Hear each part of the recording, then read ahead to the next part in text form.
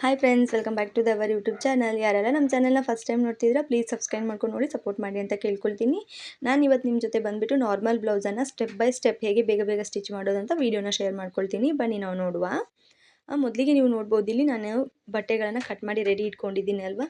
Front part, back part, belt ಪಟ್ಟಿ, sleeve ಮತ್ತು hook ಪಟ್ಟಿ ಮತ್ತು ಪೈಪಿಂಗಿಗೆ ಬಟ್ಟೆ, ಆಯಿತಾ. ಇದರ ಕಟ್ಟಿಂಗ್ ವೀಡಿಯೋ ನಾನು ಆಲ್ರೆಡಿ ಅಪ್ಲೋಡ್ ಮಾಡಿದ್ದೀನಿ. ಮತ್ತು ನೋಡ್ಬೋದು ನೀವಿಲ್ಲಿ ನಾನು ಸ್ಟಾರ್ಟಿಂಗಲ್ಲಿ ಸ್ಲೀವನ್ನು ತಗೊಳ್ತಾ ಇದ್ದೀನಿ. ಈ ಸ್ಲೀವ್ಸ್ ಇದ್ದು ಫೋಲ್ಡ್ ಮಾಡಿ ನಮಗೆ ಸ್ಟಿಚ್ ಮಾಡಬೇಕಲ್ವ, 2 ಇಂಚ್ ಸ್ಟಾರ್ಟಿಂಗಲ್ಲಿ ಅದನ್ನು ಫಸ್ಟ್ ಮಾಡ್ತಾಯಿದ್ದೀನಿ. ನೋಡಿ, ಈ ರೀತಿ 2 ಇಂಚ್ ನಾವು ಅಲ್ಲಲ್ಲಿ ಅದಕ್ಕೆ ಕಟ್ಸನ್ನು ಹಾಕ್ಕೊಂಡಿರೋದ್ರಿಂದ ನಮಗೆ ಈ ಟೈಮಲ್ಲಿ ತುಂಬ ಈಸಿ ಆಗುತ್ತೆ.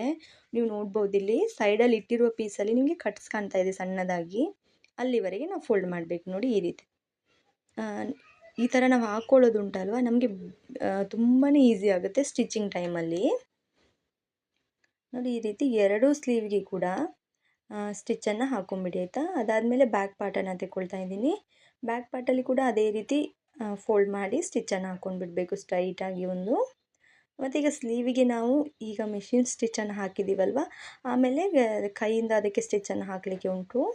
ಕೆಲವರು ಹೀಗೆ ಇಡ್ತಾರೆ ಮಿಷಿನ್ ಇದೆ ಸ್ಟಿಚಸನ್ನು, ಕೆಲವರು ಬೇಡ ಹೇಳ್ತಾರೆ. ಹಾಗಾಗಿ ಇದು ಅವರನ್ನು ಕೇಳಿ ನೀವು ಮಾಡಿ, ಆಯಿತಾ. ನೋಡ್ಬೋದು ನೀವಿಲ್ಲಿ ಬ್ಯಾಕ್ ಪಾರ್ಟ್ ಕಂಪ್ಲೀಟ್ ಆಯ್ತಲ್ವಾ, ಸ್ಟ್ರೈಟಾಗಿ ಸ್ಟಿಚ್ ಹಾಕಿ.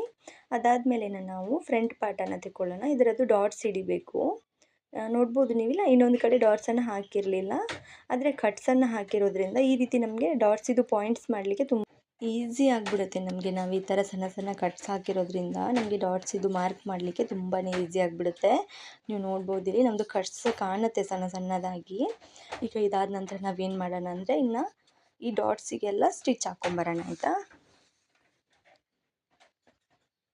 ನೋಡ್ಬೋದು ನೀವಿಲ್ಲಿ ಒಂದು ಬಟ್ಟೆಯನ್ನು ಸ್ಟಿಚ್ಚಿಂಗಿಗೆ ಕೊಟ್ಟು ನೆಕ್ಸ್ಟ್ ಇರುವ ಬಟ್ಟೆಗಳನ್ನು ತೆಗೀರಿ, ಆಯಿತಾ.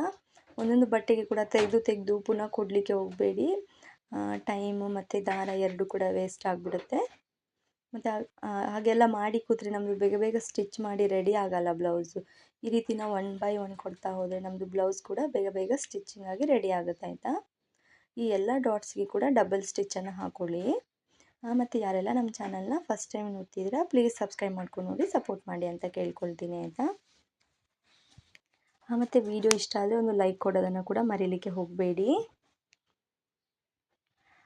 ನೀವು ನೋಡ್ಬೋದು ಇಲ್ಲಿ ನಾನು 1 ಬೈ 1 ಕೊಡ್ತಾನೆ ಹೋಗ್ತೀನಿ, ಆಯಿತಾ. ಸ್ಟಾಪ್ ಮಾಡಲಿಕ್ಕೆ ಹೋಗಲ್ಲ, ಬೇಗ ಬೇಗ ಕೊಡ್ತಾ ಹೋಗ್ತೀನಿ. ಆವಾಗ ನಮಗೆ ಬೇಗ ಒಂದು ಅರ್ಧ ಗಂಟೆಯಲ್ಲಿ ಒಂದು ನಾರ್ಮಲ್ ಬ್ಲೌಸನ್ನು ಸ್ಟಿಚ್ ಮಾಡಿ ರೆಡಿ ಆಗುತ್ತೆ. ನಾವು ನಿಧಾನ ಮಾಡಿದ್ರೆ 1 ಗಂಟೆ 1.5 ಗಂಟೆ ಎಲ್ಲ ಆಗುತ್ತೆ. ನಾವು ಬೇಗ ಬೇಗ ಮಾಡಿದ್ರೆ ನಮಗೆ ಒಂದು ದಿನಕ್ಕೆ 4 ರಿಂದ 5 ಬ್ಲೌಸ್ ಕೂಡ ಸ್ಟಿಚ್ ಮಾಡ್ಕೊಳ್ಬೋದಲ್ವ. ಹಾಗಾಗಿ ಅಂದರೆ ಮನೇಲೆಲ್ಲ ಮನೆ ಕೆಲಸ ಎಲ್ಲ ಇರುತ್ತೆ, ಎಲ್ಲ ಮಾಡ್ಕೊಂಡು ಇದು ಮಾಡುವಾಗ ಸ್ವಲ್ಪ ಕಷ್ಟನೇ ಆಗುತ್ತೆ. ಬೇಗ ಬೇಗ ಮಾಡಿದ್ರೆ ತುಂಬ ಈಸಿ ಆಗುತ್ತೆ, ನಮಗೆ ಬಟ್ಟೆ ಕೂಡ ಸ್ಟಿಚ್ ಮಾಡಿ ರೆಡಿ ಆಗುತ್ತೆ. ನೀವು ನೋಡ್ಬೋದು, ಇನ್ನೂ ಒಂದು ಡಾಟ್ ಬಾಕಿ ಇತ್ತು, ಅದು ಈ ಕಡೆ ಸೈಡಲ್ಲಿ ಬರುತ್ತಲ್ವ ಅದು. ನೋಡಿ, ಅದಕ್ಕೆ ಕೂಡ ನಮಗೆ ಡಾಟ್ಸ್ ಹಾಕಿರೋದ್ರಿಂದ ನಮಗೆ ಈಸಿನೇ ಆಗುತ್ತೆ. ಆ ರೀತಿ ಒಂದು ಕಟ್ಸ್ ಹಾಕಿಟ್ಟಿರೋದ್ರಿಂದ ಅದನ್ನು ಕೂಡ ತಿರುಗಿಸ್ಕೊಂಡು ಈ ರೀತಿ ಡಬಲ್ ಸ್ಟಿಚ್ಚನ್ನು ಹಾಕಬೇಕು. ನೋಡಿ, ನಾನು ಇನ್ನೊಂದು ಪೀಸಲ್ಲಿ ಇತ್ತಲ್ವ, ಅದಕ್ಕೆ ಕೂಡ ಅದೇ ರೀತಿ ಸ್ಟಿಚ್ ಹಾಕಿ. ನೋಡಿ, ಈಗ ನೀವು ನೋಡ್ಬೋದು ನಮ್ಮದು ಬಟ್ಟೆಗಳು ಡಾಟ್ಸನ್ನು ಹಿಡಿದು ಕಂಪ್ಲೀಟ್ ಆಯ್ತು, ಆಯಿತಾ. ಈ ಎಲ್ಲ ಡಾಟ್ಸಿಗೆ ಕೂಡ ನಮ್ಮದು ಸ್ಟಿಚಸ್ ಹಾಕಿ ರೆಡಿ ಆಯಿತು. ನೋಡ್ಬೋದು ನೀವು 2 ಬಟ್ಟೆಯನ್ನು ಕೂಡ. ಇನ್ನು ನಾವೀಗ ಏನು ಮಾಡಬೇಕಪ್ಪ ಅಂದರೆ, ಇದಕ್ಕೆ ನಮಗೆ ಕ್ರಾಸ್ ಬೆಲ್ಟನ್ನು ಅಟ್ಯಾಚ್ ಮಾಡಲಿಕ್ಕೆ ಉಂಟು. ನೀವು ನೋಡ್ಬೋದು ಇಲ್ಲಿ ನಮ್ಮದು ಕ್ರಾಸ್ ಬೆಲ್ಟ್ ಇದೆ ಅಲ್ವಾ. ಈ ರೀತಿ ಒಂದು ಕ್ರಾಸ್ ಬೆಲ್ಟನ್ನು ತೆಕ್ಕೊಂಡು ಅದರ ಮೇಲೆ ಇಡಿ, ಆಯಿತಾ. ನೋಡಿ, ಒಂದು ಸಲ ಕ್ರಾಸ್ ಬೆಲ್ಟನ್ನು ಮೇಲ್ಗಡೆ ಇಟ್ಕೊಂಡು ಸ್ಟಿಚ್ ಮಾಡಬೇಕು, ಇನ್ನೊಂದು ಸಲ ಕೆಳಗಡೆಗೆ. ನೋಡಿ, ಈ ರೀತಿ ಕರೆಕ್ಟಾಗಿ ಇಟ್ಕೊಳ್ಳಿ, ಚೆಕ್ ಮಾಡಿ, ಆಯಿತಾ. ದೊಡ್ಡದಿರುವ ಥರದ್ದು ಬಟನ್ ಪಟ್ಟಿ ಸೈಡ್ ಬರಬೇಕು, ಸಪುರ ಇರೋದು ಬ್ಯಾಕಿಗೆ ಹೋಗಬೇಕು. ಕರೆಕ್ಟಾಗಿ ಚೆಕ್ ಮಾಡಿ ಅಟ್ಯಾಚನ್ನು ಮಾಡಿ, ಆಯಿತಾ. ಈ ರೀತಿ ಒಂದು ಸ್ಟ್ರೈಟಾಗಿ ಒಂದು ಸ್ಟಿಚ್ಚನ್ನು ಹಾಕ್ಕೊಂಬಿಡಿ ಫಸ್ಟಿಗೆ. ನೋಡ್ಬೋದು ನೀವೀಗ ನಾವು ಒಂದಕ್ಕೆ ಹೇಗೆ ಹಾಕಿದ್ವಿ ಅಲ್ವ, ಅದೇ ರೀತಿ ಅದನ್ನು ನಾವು ಉಲ್ಟಾ ಇಟ್ಟು ಸ್ಟಿಚ್ ಹಾಕಿದ್ವಿ ಅಲ್ವ. ಈಗ ಇದನ್ನು ಇದೇ ರೀತಿ ಸ್ಟ್ರೈಟ್ ಇಟ್ಟು ಸ್ಟಿಚ್ ಹಾಕಬೇಕು. ನೋಡಿ, ಈ ರೀತಿ ಇದಕ್ಕೆ ಒಂದು ಸ್ಟ್ರೈಟ್ ಲೈನಲ್ಲಿ ಸ್ಟಿಚ್ ಹಾಕ್ಕೊಂಬಿಡಿ. ಅದಾದಮೇಲೆ ಈಗ ಬಟ್ಟೆನ ಹೊರಗೆ ತೆಗೀರಿ. ತೆಗೆದ್ಮೇಲೆ ಈ ರೀತಿ ಬಟ್ಟೆನ ಉಲ್ಟಾ ಇಟ್ಕೊಂಡು ಮೇಲ್ಗಡೆದು ಬಟ್ಟೆ ಇದೆ ಅಲ್ವ, ಶೋಲ್ಡರಿದು ಬಟ್ಟೆ, ಆರ್ಮೋಲ್ ಬಟ್ಟೆ, ಅದನ್ನು ಈ ರೀತಿ ರೋಲ್ ಮಾಡಿ, ಆಯಿತಾ. ರೋಲ್ ಮಾಡಿ ಅಲ್ಲಿಗೆ ಕರೆಕ್ಟಾಗಿ ಎಂಡಿಂಗ್ ಪಾಯಿಂಟ್ ಹತ್ತಿರ ತಂದುಬಿಟ್ಟು ಆ ಬೆಲ್ಟ್ ಪಟ್ಟಿಯನ್ನು ಫೋಲ್ಡ್ ಮಾಡ್ಕೊಳ್ಳಿ. ಈ ರೀತಿ ಫೋಲ್ಡ್ ಮಾಡಿಕೊಂಡು ಅದಕ್ಕೆ ಡಬಲ್ ಸ್ಟಿಚ್ಚನ್ನು ಹಾಕಬೇಕು. ನಮ್ಮದು ಡಾಟ್ಸಿದ್ದು ಬಟ್ಟೆ ಮತ್ತು ಆರ್ಮೋಲ್ ಹತ್ತಿರೋದು ಬಟ್ಟೆ ಇರುತ್ತಲ್ವ, ಅದನ್ನು ಫೋಲ್ಡ್ ಮಾಡಿಬಿಟ್ಟು ಅದರ ಒಳಗೆ ಇಟ್ಟು ಅದರ ಮೇಲೆ ಕ್ರಾಸ್ ಬೆಲ್ಟನ್ನು ಮುಚ್ಚಿ 2 ಸ್ಟಿಚ್ಚನ್ನು ಹಾಕಿ ಆಯಿತಾ. ಡಬಲ್ ಸ್ಟಿಚ್ ನೋಡ್ಬೋದು ಇಲ್ಲಿ ನಂದು ಇವಾಗ ಒಂದು ಬೆಲ್ಟ್ ಕಂಪ್ಲೀಟ್ ಆಯ್ತಾ. ಈಗ ಇದೇ ರೀತಿ ನಮಗೆ ಇನ್ನೊಂದು ಬೆಲ್ಟಿಗೆ ಕೂಡ ಮಾಡಲಿಕ್ಕೆ ಉಂಟು. ಸೇಮ್ ಅದಕ್ಕೆ ಕೂಡ ಅದೇ ರೀತಿ ಫೋಲ್ಡ್ ಮಾಡ್ಕೊಳ್ಳೋದು ಮತ್ತು ಅದು ಡಬಲ್ ಸ್ಟಿಚ್ ಹಾಕೋದು. ನೀವು ನೋಡ್ಬೋದು ಇಲ್ಲಿ ನಂದು ಡಬಲ್ ಸ್ಟಿಚ್ ಹಾಕಿ ಬಂತಾಯ್ತಾ 2 ಬೆಲ್ಟಿಗೆ ಕೂಡ. ನೋಡಿ ಈ ರೀತಿ ಒಂದು ಲೈನಾಗಿ ಸ್ಟ್ರೈಟ್ ಹೋದ್ಮೇಲೆ ಅದನ್ನು ತಿರುಗಿಸ್ಕೊಂಡು ಮೇಲ್ಗಡೆಯಿಂದ ಇನ್ನೊಂದು ಸ್ಟಿಚಸ್ಸನ್ನೇ ಹಾಕ್ಕೊಂಡು ಬಂದರೆ ಆಯಿತು. ನೋಡಿದ್ರಲ್ವ, ಈಗ 2 ಇದಕ್ಕೆ ಕೂಡ ನಂದು ಡಬಲ್ ಸ್ಟಿಚ್ ಆಯಿತು. ಇನ್ನು ನಾನು ಏನು ಮಾಡ್ತೀನಪ್ಪ ಅಂದರೆ ಬ್ಯಾಕ್ ಪಾರ್ಟಿದ್ದು ಡಾಟ್ಸನ್ನು ಹಿಡಿತಾ ಇದ್ದೀನಿ. ನೋಡಿ ಈ ರೀತಿ ಬ್ಯಾಕ್ ಪಾರ್ಟಿದ್ದು ಡಾಟ್ಸನ್ನು ಕಂಪ್ಲೀಟ್ ಮಾಡಿಬಿಡ್ಬೇಕು ಇದೇ ಟೈಮಲ್ಲಿ 1 ಬೈ 1. ನೋಡಿ ಈ ರೀತಿ ಅದಕ್ಕೆ ಕೂಡ 2 ಸ್ಟಿಚ್ ಹಾಕಿ ಆಯಿತಾ. ಡಾಟ್ಸಿಗೆ ಕೂಡ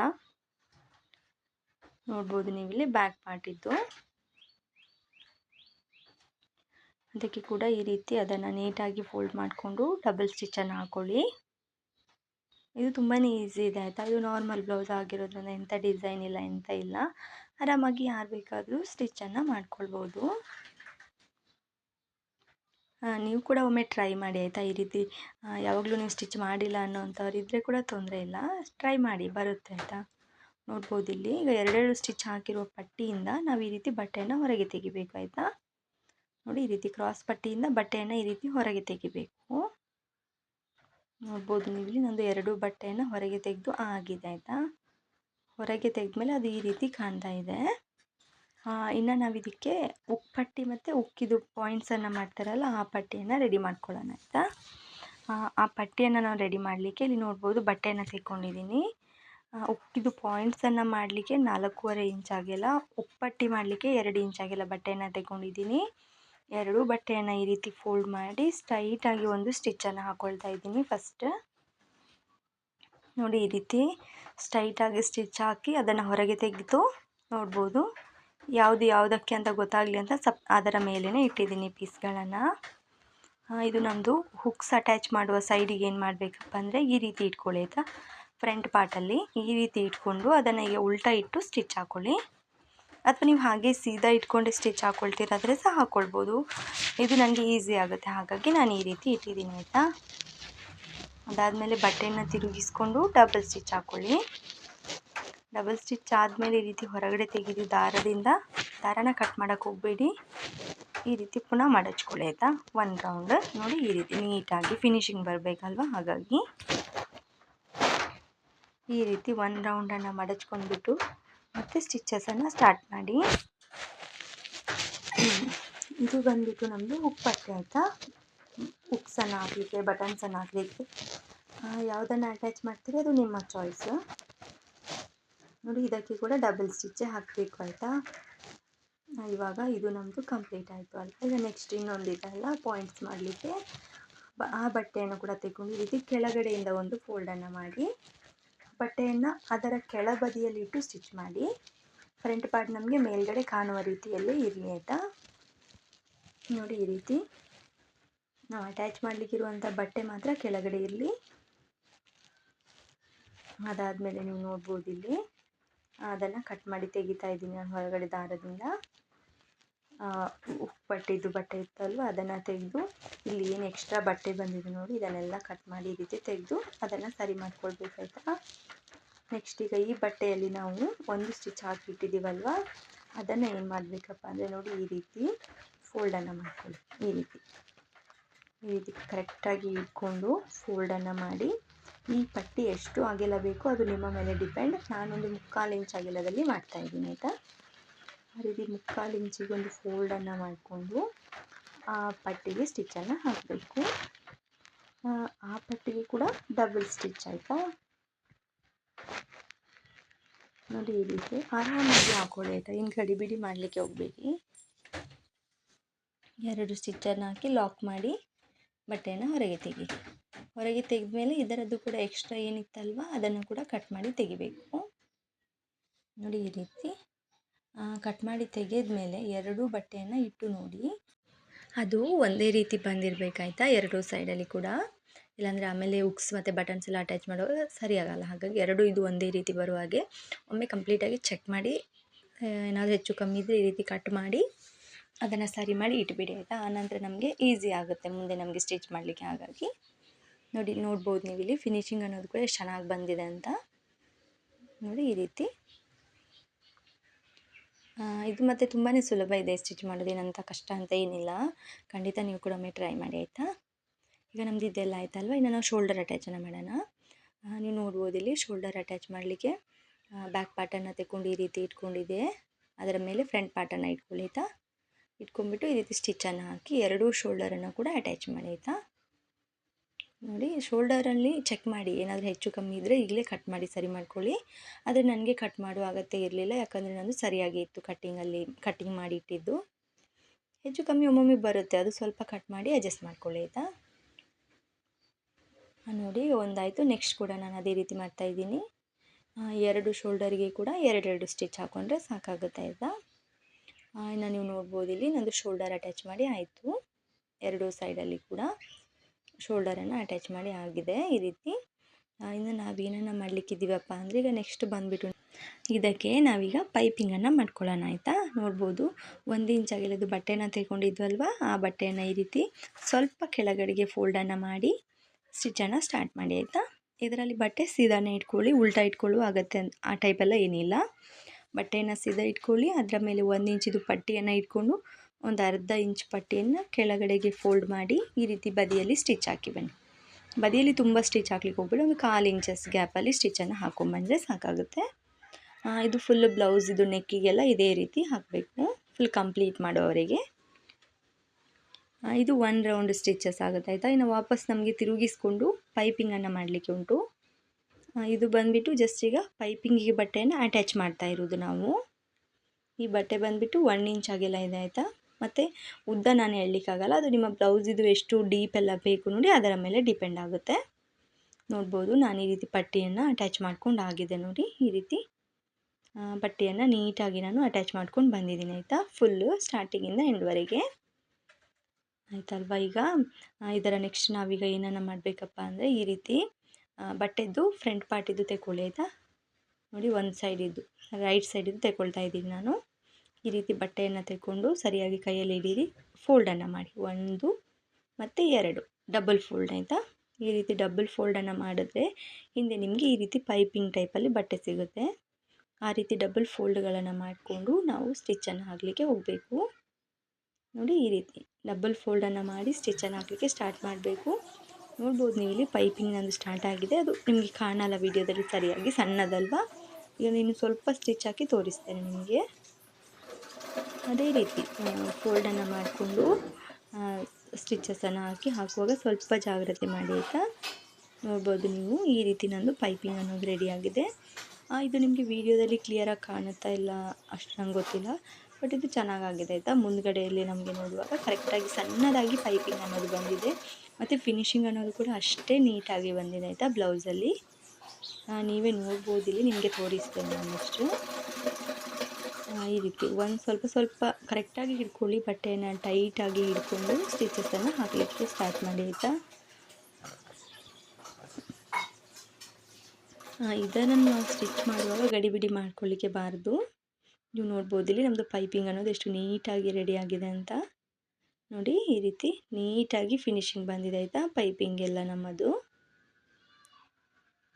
ನೋಡಿ ನಮ್ದು ಇವಾಗ ಪೈಪಿಂಗ್ ಮಾಡಿ ಆಯ್ತಲ್ವಾ.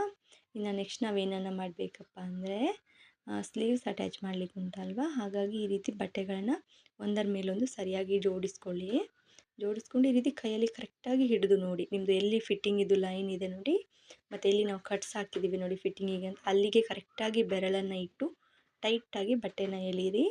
ಯಾವ ಬಟ್ಟೆ ಸ್ವಲ್ಪ ನಿಮಗೆ ಹೆಚ್ಚಿಗೆ ಅನ್ನಿಸ್ತದೆ ನೋಡಿ ಅದನ್ನು ಕಟ್ ಮಾಡಿ ಸರಿ ಮಾಡ್ಕೊಳ್ಳಿ ಆಯಿತಾ. ಮತ್ತು ಎರಡೂ ಬದಿಯಲ್ಲಿ ಕೂಡ ಅದೇ ರೀತಿ ನೋಡ್ಬೋದು ನೀವು, ಸಣ್ಣದಾಗಿ ನಾನು ಕಟ್ಸ್ ಹಾಕಿರೋದು ಬಂದಿದೆ, ಅಲ್ಲಿ ಕಾಣುತ್ತೆ. ಆ ಕಟ್ಸನ್ನು ಈ ರೀತಿ ಟೈಟಾಗಿ ಎಳಿಬೇಕು. ಆವಾಗ ಯಾವುದು ಬಟ್ಟೆ ಹೆಚ್ಚಿಗಿದೆ ಅಂತ ನಮಗೆ ಗೊತ್ತಾಗುತ್ತೆ. ಅದನ್ನು ಒಂಚೂರು ಕಟ್ ಮಾಡಿ ತೆಗೆದ್ರೆ ಆಯಿತು. ನಾನೀಗ ಈ ಕಟ್ಟಿಂಗನ್ನು ಮಾಡಿರೋದ್ರಲ್ಲಿ ನನಗೆ ಇಷ್ಟೇ ಬಟ್ಟೆ ಮಾತ್ರ ಸಿಕ್ಕಿತ್ತು ಆಯಿತಾ, 2 ಪೀಸನ್ನು ತನ್ನೋದು. ಈಗ ಸ್ಲೀವ್ಸ್ ಇದ್ದು ಈ ರೀತಿ ಸ್ಲೀವ್ಸ್ಗಳನ್ನು ಜೋಡಿಸ್ಕೊಳ್ಳಿ. ನಾವು ಮಡಚಿ ಫೋಲ್ಡ್ ಮಾಡಿರುವಂಥ ಬಟ್ಟೆ ಎರಡೂ ಸೈಡಲ್ಲಿ ಕೂಡ ಹೊರಗಡೆ ಇರಬೇಕು. ಮಡಚಿರುವಂಥ ಬಟ್ಟೆ ಹೊರಗಡೆ ಇರಬೇಕು, ಫ್ರಂಟ್ ಪಾರ್ಟಿದು ಸೀದಾ ಇರುವ ಬಟ್ಟೆ ಒಳಗಡೆ ಇರಬೇಕು. ಮತ್ತು ಇಲ್ಲಿ ನಾನೊಂದು ಮಾರ್ಕನ್ನು ಮಾಡಿ ಇಟ್ಟಿದ್ದೆ ಕಟ್ಟಿಂಗ್ ಟೈಮಲ್ಲಿ, ಅದನ್ನೇ ಇನ್ನು ಸ್ವಲ್ಪ ಡಾರ್ಕ್ ಮಾಡಿಕೊಂಡೆ ನಾನು ನಿಮಗೆ ಗೊತ್ತಾಗಲಿಕ್ಕೋಸ್ಕರ. ಆ ರೀತಿ ಲೈನನ್ನು ಡಾರ್ಕ್ ಮಾಡಿಕೊಂಡು ಅದನ್ನು ಕಟ್ ಮಾಡಿ ತೆಗೆದೆ ಆಯಿತಾ. ಇದು ನಮ್ಮದು ಫ್ರಂಟ್ ಪಾರ್ಟಿದ್ದು ಸ್ಲೀವಿದು ಕಟ್ಟಿಂಗ್ ಆಯಿತಾ. ಅಂದರೆ ಸ್ಟಾರ್ಟಿಂಗಲ್ಲೇ ನಾವು ಕಟ್ಟಿಂಗ್ ಟೈಮಲ್ಲಿ ಮಾಡಿದ್ರೆ ಈ ಟೈಮಲ್ಲಿ ಕನ್ಫ್ಯೂಷನ್ ಆಗುತ್ತೆ. ಹಾಗಾಗಿ ನಾನು ಎಲ್ಲದಕ್ಕೆ ಕೂಡ ಇದೇ ಟ್ರಿಕ್ಕನ್ನು ಫಾಲೋ ಮಾಡ್ತೇನೆ, ನೀವು ಕೂಡ ಹೀಗೆ ಮಾಡಿ ಆಯಿತಾ. ಮತ್ತು ನೋಡ್ಬೋದು ಸ್ಲೀವ್ ಅಟ್ಯಾಚನ್ನು ಸ್ಟಾರ್ಟ್ ಮಾಡಿದ್ದೀನಿ. ಇದು ಬಂದುಬಿಟ್ಟು ನಾನು ಶೋಲ್ಡರಿಂದ ಕೆಳಗಡೆಗೆ ಸ್ಟಿಚ್ ಮಾಡಿ ಹೇಗೆ ಹೋಗೋದಂತ ತೋರಿಸ್ತಾ ಇದ್ದೀನಿ, ಯಾವ ರೀತಿ ಸ್ಟಿಚ್ ಮಾಡೋದಂತ. ಇದು ಬಂದುಬಿಟ್ಟು ಶೋಲ್ಡರಿಂದ ಡೌನ್ ಹೋಗೋದು ಸ್ಟಿಚ್ ಮಾಡಿಕೊಂಡು, ಮತ್ತು ಡೌನ್ ಫುಲ್ ಕಂಪ್ಲೀಟ್ ಆದಮೇಲೆ ಮತ್ತು ವಾಪಸ್ ಮೇಲ್ಗಡೆ ಬರೋದು. ಈ ಸ್ಲೀವನ್ನು ನಾನು ಈ ರೀತಿ ತೋರಿಸ್ತೇನೆ ಆಯಿತಾ. ನೆಕ್ಸ್ಟ್ ಇನ್ನೊಂದು ಸ್ಲೀವನ್ನು ಸ್ಟ್ರೈಟಾಗಿ ಸ್ಟಿಚ್ ಮಾಡೋದನ್ನು ತೋರಿಸ್ತೇನೆ. ಎರಡೂ ರೀತಿ ಕೂಡ ನಾನು ಶೇರ್ ಮಾಡ್ಕೊಳ್ತೇನೆ. ಇದರಲ್ಲಿ ನಿಮಗೆ ಯಾವುದು ಈಸಿ ಆಗುತ್ತೆ ನೋಡಿ ಅದನ್ನು ನೀವು ಫಾಲೋ ಮಾಡಿ ಆಯಿತಾ.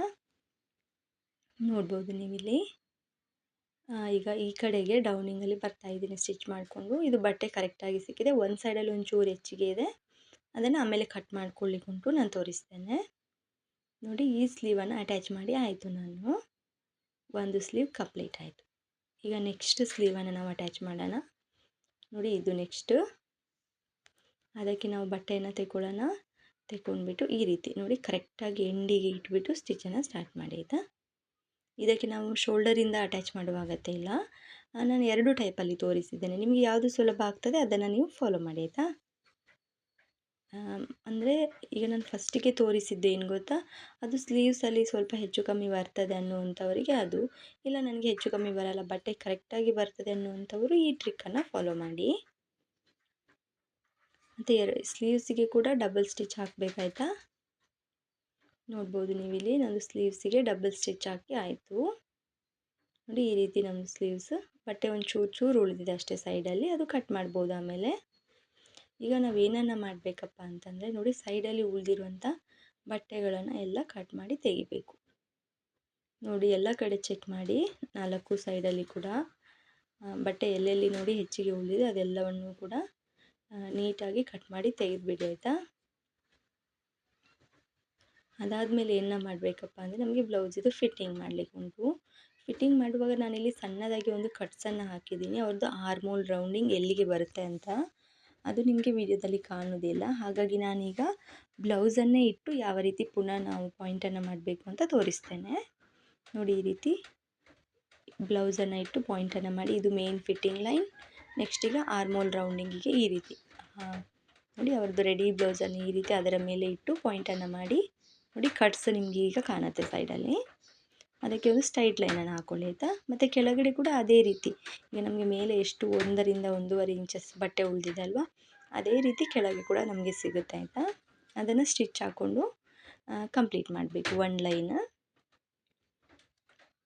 ನೋಡಿ, ಈ ರೀತಿ 1 ಲೈನ್ ಸ್ಟಿಚ್ಚನ್ನು ಕಂಪ್ಲೀಟ್ ಮಾಡಿಬಿಡಿ. ಮತ್ತು ಅದಂದರೆ ನಾವು ಕಟ್ಟಿಂಗ್ ಮಾಡುವಾಗ ಕರೆಕ್ಟಾಗಿ ಅಳತೆ ತೆಗೆದುಕೊಂಡು ಮಾಡಿರೋದ್ರಿಂದ ನಮಗೆ ಬಟ್ಟೆಯಲ್ಲಿ ಏನು ಹೆಚ್ಚಿಗೆ ವ್ಯತ್ಯಾಸ ಬರುವುದಿಲ್ಲ ಆಯಿತಾ. ಟೆನ್ಷನ್ ಮಾಡುವಾಗತ್ತೆ ಇಲ್ಲ. ಇದು ನೋಡ್ಬೋದು, ನಾನು ಕಟ್ಟಿಂಗ್ ಮಾಡುವಾಗ ಲೈನ್ ಹಾಕಿದ್ದೆ ಅಲ್ವಾ, ಅದು ಲೈನ್ ನನಗೆ ಇಲ್ಲಿ ಸಿಕ್ಕಿತ್ತು ಈ ಬಟ್ಟೆಯಲ್ಲಿ. ಅದನ್ನು ನಾನು ಸ್ಟ್ರೈಟ್ ಮಾಡಿಕೊಂಡೆ ಕೆಳಗಡೆಗೆ. ಅದಾದಮೇಲೆ ಮೇನ್ ಫಿಟ್ಟಿಂಗ್ ಲೈನಿಗೆ ಒಂದು ಪಾಯಿಂಟನ್ನು ಮಾಡಿದ್ದೀನಿ ಬ್ಲೌಸ್ ಇಟ್ಟು. ಅದಾದಮೇಲೆ ಆರ್ಮೋಲ್ ರೌಂಡಿಂಗಿಗೆ ಕೂಡ ಈಗ ಒಂದು ಸ್ಲೀವ್ಗೆ ಹೇಗೆ ಮಾಡಿದಲ್ಲ ಅದೇ ರೀತಿ ಇದಕ್ಕೆ ಕೂಡ ಫಿಟ್ಟಿಂಗ್ ಲೈನ್, ಆರ್ಮೋಲ್ ರೌಂಡ್ ಎರಡಕ್ಕೆ ಕೂಡ ಪಾಯಿಂಟ್ ಮಾಡಿ ಈ ರೀತಿ ಸ್ಟ್ರೈಟ್ ಲೈನನ್ನು ಹಾಕ್ಕೊಳ್ಳಿ. ಮತ್ತು ಕೆಳಗಡೆ ಆಲ್ರೆಡಿ ಸ್ಟ್ರೈಟ್ ಲೈನ್ ಇದೆ ನಮ್ಮದು ಆಯಿತಾ. ಇದಕ್ಕೆ ಕೂಡ ಈಗ ನಾವು ಒಂದು ಸ್ಟ್ರೈಟಾಗಿ ಒಂದು ಸ್ಟಿಚ್ಚನ್ನು ಹಾಕ್ಕೊಂಬಿಡೋಣ ಆಯಿತಾ. ನೋಡಿ, ಈ ರೀತಿ ಸ್ಟಾರ್ಟಿಂಗಲ್ಲಿ ಸ್ವಲ್ಪ ಸೂಜಿನ ಮೇಲೆ ಇಟ್ಬಿಟ್ಟು ಲಾಕ್ ಮಾಡಿ, ಅದಾದಮೇಲೆ ಸ್ಟಿಚ್ಚಿಂಗನ್ನು ಸ್ಟಾರ್ಟ್ ಮಾಡಿ ಆಯಿತಾ. ಫುಲ್ ಒಂದು ಲೈನ್ ಸ್ಟಿಚ್ಚಿಂಗನ್ನು ಹಾಕ್ಕೊಂಬಿಡಿ ಇದಕ್ಕೆ. ಮತ್ತು ವಿಡಿಯೋ ಹೇಗೆ ಅನಿಸುತ್ತೆ ಅಂತ ಹೇಳಿ ಆಯಿತಾ. ವಿಡಿಯೋ ನೋಡಿದ್ಮೇಲೆ ವಿಡಿಯೋದಲ್ಲಿ ಏನಾದರೂ ಮಿಸ್ಟೇಕ್ ಇದ್ದರೆ ಕೂಡ ನನಗೆ ಹೇಳಿ ಆಯಿತಾ.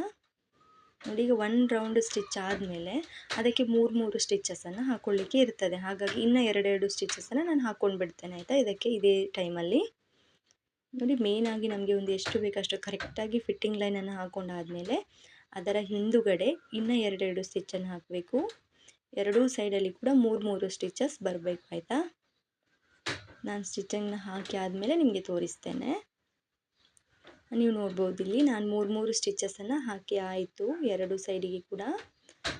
ಇದಾದಮೇಲೆ ನಮಗೆ ಇವಾಗ ಇನ್ನೊಂದು ಮೇನ್ ಕೆಲಸ ಇದೆ. ಏನಪ್ಪ ಅಂದರೆ ಇದು ಈ ರೀತಿ ಬೋರ್ ಕಾಣುತ್ತೆ, ಅದನ್ನು ಸ್ವಲ್ಪ ಚೆಂದ ಮಾಡಬೇಕಲ್ವ, ಹಾಗಾಗಿ ಈ ರೀತಿ ಸರಿಯಾಗಿ ಟ್ರಿಮ್ ಮಾಡ್ಕೊಳ್ಳಿ. ಅದಾದಮೇಲೆ ಈ ರೀತಿ ಸಣ್ಣದಾಗಿ ಕಟ್ಸ್ ಹಾಕಿ ಆಯಿತಾ. ಅದು ಹಾಗೆ ಬಿಟ್ಟರೆ ಒಂಥರ ಬೋರ್ ಕಾಣುತ್ತೆ, ಈ ರೀತಿ ಮಾಡಿದ್ರೆ ಒಂಥರ ಚೆನ್ನಾಗಿ ಕಾಣುತ್ತೆ ಆಯಿತಾ. ಡಿಸೈನ್ ಆಗಿ ನೋಡ್ಬೋದು ನೀವು ಇಲ್ಲಿ ಈ ರೀತಿ. ನಿಮ್ಮ ಹತ್ರ ಇದು ಓವರ್ ಲಾಕ್ ಮಾಡುವಂಥ ಮಿಷಿನ್ ಇದ್ದರೆ ಆ ಥರ ಲಾಕ್ ಕೂಡ ಮಾಡಿ. ನನ್ನ ಹತ್ರ ಇಲ್ಲ, ಹಾಗಾಗಿ ನಾನು ಈ ರೀತಿ ಕಟ್ಸನ್ನು ಹಾಕ್ಬಿಡ್ತೀನಿ. ಆವಾಗ ಅದು ಚೆಂದ ಕಾಣುತ್ತೆ ಡಿಸೈನ್ ಆಗಿ. ನೋಡ್ಬೋದು ನೀವಿಲ್ಲಿ ಈ ರೀತಿ ರೆಡಿ ಆಗುತ್ತೆ ಆಯಿತಾ. ಇದಾಗಿತ್ತು ನಮ್ಮದು ಬ್ಲೌಸ್ ಸ್ಟಿಚಿಂಗ್ ವಿಡಿಯೋ. ವಿಡಿಯೋ ಹೇಗೆ ಅನ್ನಿಸ್ತು ಅಂತ ಹೇಳಿ. ನೀವು ನೋಡ್ಬೋದು ಬ್ಲೌಸ್ ಎಲ್ಲ ಸ್ಟಿಚ್ ಮಾಡಿ ಆದಮೇಲೆ ಯಾವ ರೀತಿ ನೀಟಾಗಿ ಫಿನಿಶಿಂಗ್ ಬಂದಿದೆ, ಮತ್ತು ಎಕ್ಸ್ಟ್ರಾ ಮಾರ್ಜಿನ್ ಬಿಟ್ಟಿದ್ದು ಕೂಡ ಎಷ್ಟು ನೀಟಾಗಿ ಫಿನಿಶಿಂಗ್ ಬಂದಿದೆ ಅಂತ ನೀವೇ ನೋಡ್ಬೋದು. ಮತ್ತು ಎರಡೂ ಸೈಡಲ್ಲಿ ಕೂಡ ಇದೇ ರೀತಿ ಬಂದಿದೆ ಅಲ್ವಾ, ನೀವೇ ನೋಡಿದ್ರಿ ಕಟ್ಟಿಂಗನ್ನು ಮಾಡಿದ್ದು. ಮತ್ತು ಬ್ಯಾಕಲ್ಲಿ ಬಂದುಬಿಟ್ಟು ಈ ರೀತಿ ರೌಂಡಾಗಿ ಬಂದಿದೆ, ಎಷ್ಟು ನೀಟಾಗಿ ಬಂದಿದೆ ನೋಡಿ. ಪೈಪಿಂಗ್ ಕೂಡ ಇದಕ್ಕೆ ಪೈಪಿಂಗ್ ಬಂದುಬಿಟ್ಟು ಸಣ್ಣದಾಗಿ ಮಾಡಿದ್ದೀನಿ ನಾನು. ವಿಡಿಯೋದಲ್ಲಿ ನಿಮಗೆ ಸರಿಯಾಗಿ ಕಾಣಲಿಲ್ಲ ಅಂದರೆ ಸ್ವಲ್ಪ ಹತ್ತಿರದಿಂದ ನೋಡಿ, ವಿಡಿಯೋನ ಝೂಮ್ ಮಾಡ್ಕೊಂಡು ನೋಡಿ. ಈ ರೀತಿ ನೀಟಾಗಿ ನಮ್ಮದು ಬ್ಲೌಸ್ ರೆಡಿ ಆಗಿದೆ ಆಯಿತಾ. ಇದು ತುಂಬಾ ಸಿಂಪಲ್ಲಾಗಿ ಈಸಿಯಾಗಿ ಯಾವ ರೀತಿ ಸ್ಟಿಚ್ ಮಾಡೋದಂತ ನಾನು ನಿಮ್ಮ ಜೊತೆ ಶೇರ್ ಮಾಡ್ಕೊಂಡಿದ್ದೀನಿ. ವಿಡಿಯೋ ಹೇಗೆ ಅನ್ನಿಸ್ತು ಅಂತ ಹೇಳಿ ಆಯಿತಾ. Thank you for watching.